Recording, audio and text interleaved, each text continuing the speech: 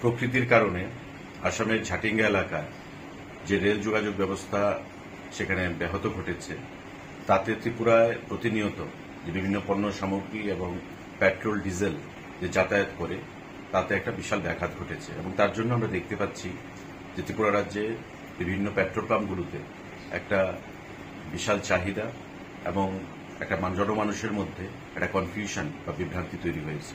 আমি প্রত্যেকের কাছে আহ্বান রাখব যে আমাদের মাননীয় মুখ্যমন্ত্রী সহ আমি এবং আমাদের খাদ্য দপ্তরের আধিকারিকগণ প্রতিনিয়ত ইন্ডিয়ান অয়েলের সঙ্গে রেলওয়ের সঙ্গে কথা বলে যাচ্ছেন এবং যত দ্রুত এই পরিস্থিতি মোকাবিলা করে সম্পূর্ণ নিয়ন্ত্রণে আনা যায় সে বিষয়ে সেখানে আমাদের কথাবার্তা হয়েছে।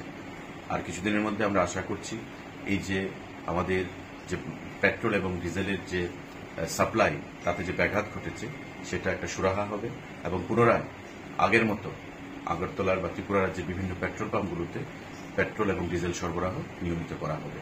আপনারা ধৈর্য রাখবেন, ভরসা রাখবেন। সরকারের তরফ থেকে সম্পূর্ণ ধরনের ব্যবস্থা গ্রহণ করা হচ্ছে। মাননীয় মুখ্যমন্ত্রীও কেন্দ্রীয় রেলমন্ত্রীর সাথে কথা বলেছেন যাতে খুব তাড়াতাড়ি এই রেল পরিষেবা সুন্দর করা যায় এবং আমিও ব্যক্তিগতভাবে সমস্ত জিনিসের উপর নজর রেখে আধিকারিকদেরকে সঙ্গে নিয়ে যাতে পরিস্থিতি নিয়ন্ত্রণে আনা যায় তার ব্যবস্থা করছি।